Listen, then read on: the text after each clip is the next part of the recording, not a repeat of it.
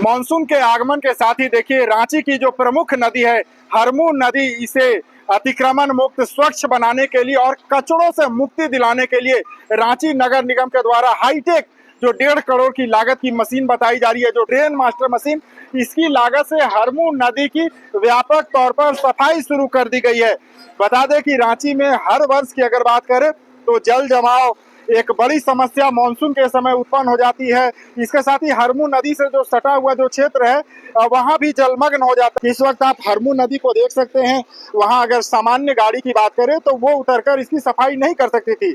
कचड़े से भरे हुए इस हरमू नदी में देखिए ये ड्रेन मास्टर मशीन जो हाईटेक मशीन है इस वक्त हरमू नदी की सफाई कर रही है। महज कुछ ही घंटों के अंदर कह सकते हैं कि ये 5 से 8 टन अब तक कह सकते हैं कि कचड़े की सफाई कर दी गई है। और हरमू नदी चूंकि रांची का एक प्रमुख नदी है, इसे अतिक्रमण मुक्त बनाने के लिए पहले ही नगर निगम की टीम के द्वारा इसकी जो नापी की जा रही थी। कई जो जमीन थे, जो पक्के मकान थे, उन्हें चिन्हित किया गया है।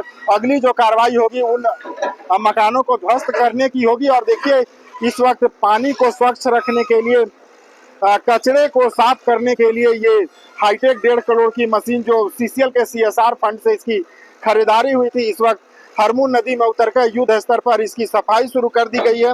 अब देखना होगा कि रांची नगर निगम के द्वारा ये जो पहल की गई है इसके बाद क्या हरमू नदी वाकई इसकी जो पानी है वो स्वच्छ हो पाएगी, कचरा मुक्त हो पाएगा, और खास करके जो हरमू नदी का जो अतिक्रमण हुआ है वो अतिक्रमण मुक्त हो पाता है या नहीं। इसके साथ ही रांची में जो जल जमाव, बाढ़ जैसी स्थिति जो शहर के सड़कों पे हो जाता है, उससे कितनी मुक्ति मिल पाती है ये तो आने वाले दिनों में पता चल पाएगा। लेकिन फिलहाल रांची नगर निगम के द्वारा कह सकते हैं कि युद्ध स्तर पर हरमू नदी की सफाई अभियान को शुरुआत कर दिया गया है। TV9 के लिए रांची से मैं अशोक कुमार।